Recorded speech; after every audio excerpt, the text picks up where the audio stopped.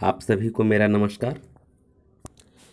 मेरे प्यारे बच्चों, आज हम लोग कक्षा 9 का जो अलंकार है उसका अध्ययन करेंगे। और मैं आपको बता दूं कि कक्षा 9 में सिर्फ 3 ही अलंकारों का अध्ययन करना है: अनुप्रास, यमक और श्लेष। इन्हीं 3 अलंकार में से सभी परीक्षाओं में प्रश्न पूछे जाते हैं। ठीक है, तो इसके पहले आप लोग कक्षा 8 में अलंकार पढ़ करके आए हैं, उसका परिभाषा भी आप लोग जानते हैं। आचार्यों ने अलंकार का परिभाषा दिया है, अलंकरोति इति अलंकारः, मतलब जिससे काव्य की शोभा बढ़ती है उससे हम अलंकार कहते हैं।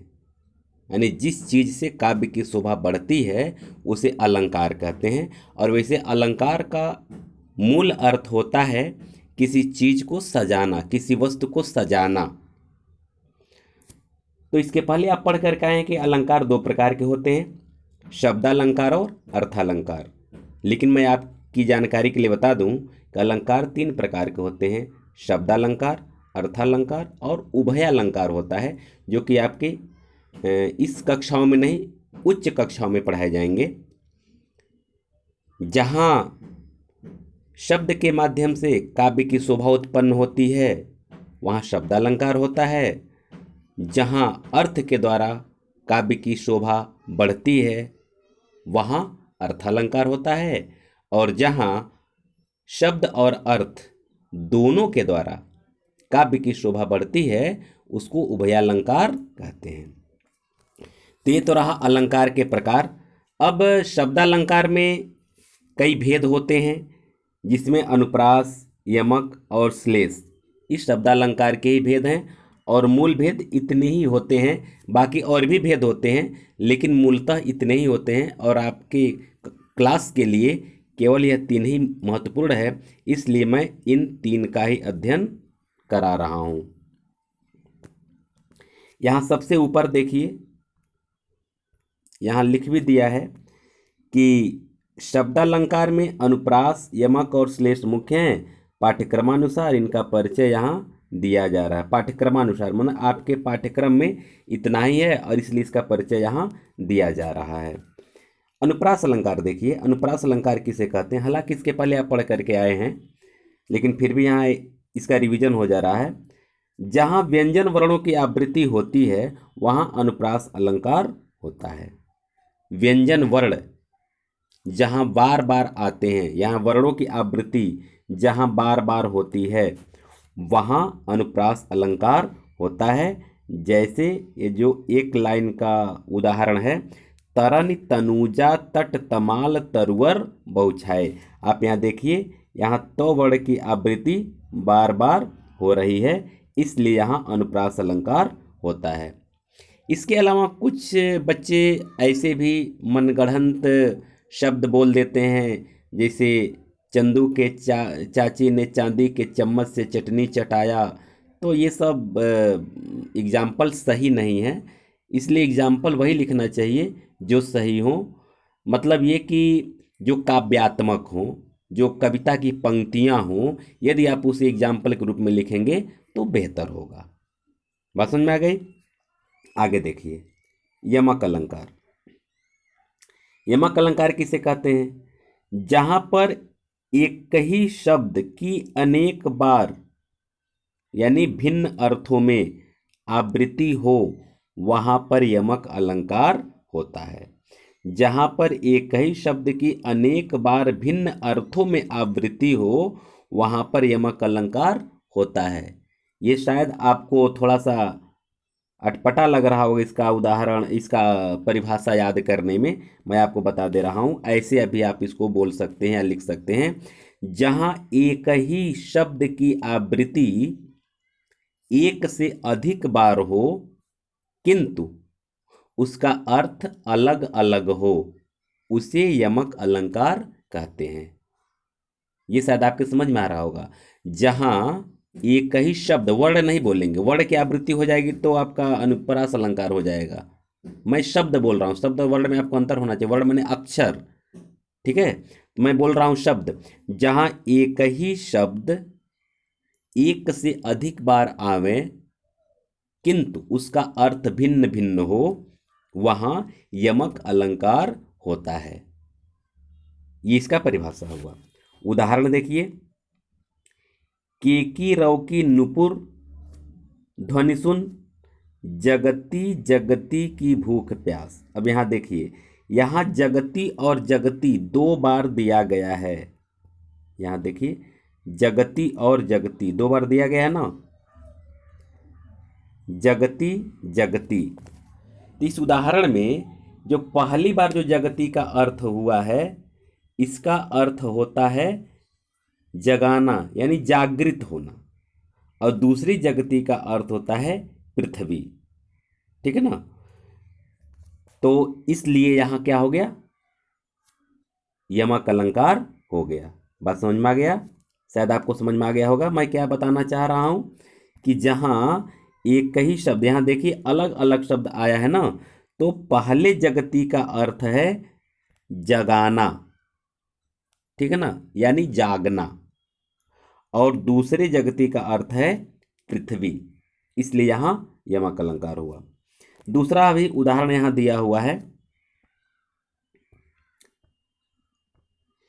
खगकुल कुलसा बोल रहा किसलय का अंचल डोल रहा। खगकुल, यहां देखिए खगकुल यहां एक साथ कर दीजिए, पक्षियों का समूह। यहां कुल दो बार आया है, दो बार यहां ही कहेंगे, आप कहेंगे कि तीन बार आया है, लेकिन तीन बार से मतलब नहीं है, ये कुल और कुल यह एक ही साथ है, ठीक है ना, कुल कुल एक साथ है, तो इसको हम दो ही बार इसका अर्थ लेंगे। तो पहले कुल का अर्थ है समूह, माने पक्षियों का समूह, ठीक है, और दूसरे कुल का अर्थ है बोली, पक्षियों की बोली, कुल कुल माने पक्षियों का कलरव।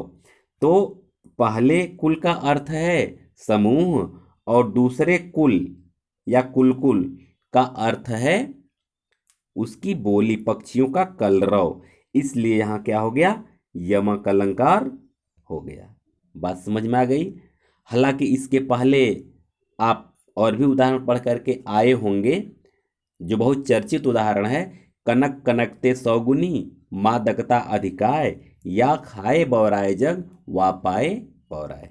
इसमें दो कनक है, या खाए बौराए जग, पहले कनक का अर्थ है धतूरा और दूसरे कनक अर्थ है सोना। आशा है बेटा आप लोगों को समझ में आ गया होगा। आगे देखिए, श्लेष अलंकार। श्लेष का मतलब होता है बेटा चिपकना या चिपका होना। श्लेष का मतलब होता है चिपका होना, चिपका होना, ठीक है। तो यहां क्या होता है, एक शब्द में कई अर्थ चिपके होते हैं, एक ही शब्द में कई अर्थ चिपके होते हैं। यहां उदाहरण देखिए, जहां किसी शब्द के एक बार प्रयुक्त होने पर उसके एक से अधिक अर्थ हों, वहां श्लेष अलंकार होता है। जहां किसी शब्द के एक बार प्रयुक्त होने पर, यहां ध्यान देने वाली बात है, बच्चे यही कंफ्यूज हो जाते हैं और उदाहरण गलत लिख देते हैं या परिभाषा भी गलत लिख देते हैं। कैसे? यहां है कि एक ही शब्द एक से अधिक बार आवे, और यहां है कि शब्द एक ही बार आवे लेकिन उसका अर्थ अलग अलग हो, माने कई अर्थ हो, उसके कई अर्थ हो, एक ही शब्द के कई अर्थ हो लेकिन प्रयोग उसका एक ही बार हुआ हो। जबकि यमक में क्या होता है, शब्द एक से अधिक बार आते हैं, मतलब दो बार या दो से अधिक बार आते हैं, लेकिन उसका अर्थ क्या होता है, अलग अलग होता है। अब दो नंबर समझ में आ गया होगा आपको। तो इसका एक दूसरा परिभाषा आप ऐसे भी गढ़ सकते हैं, जो मैं बता रहा हूं, लिख सकते हैं और गलत नहीं होगा, कि जहां शब्द एक ही बार प्रयुक्त हुआ हो लेकिन उसका एक से अधिक अर्थ हो। समझ में आ गया? जहां शब्द एक ही बार प्रयुक्त हुआ हो लेकिन उसका एक से अधिक अर्थ हो, वहां श्लेष अलंकार होता है। क्लियर हो गया? उदाहरण देखिए, रहीमन पानी राखिए बिन पानी सब सून, पानी गए न उबरे मोती मानुष चून। यहाँ देखिए, तो रहीमन पानी राखिए बिन पानी सब सून, इस पंक्ति से कोई मतलब नहीं है। आप ये कह सकते हैं कि सर यहाँ तो पानी 3 बार प्रयुक्त हुआ है, यहाँ 3 बार प्रयुक्त हुआ है, और आप बोल रहे हैं कि शब्द एक ही बार प्रयोग हुआ हो लेकिन उसका एक से अधिक अर्थ हो। तो बेटा मैं आपको बता दे रहा हूं कि पहले पंक्ति में श्लेष अलंकार है ही नहीं।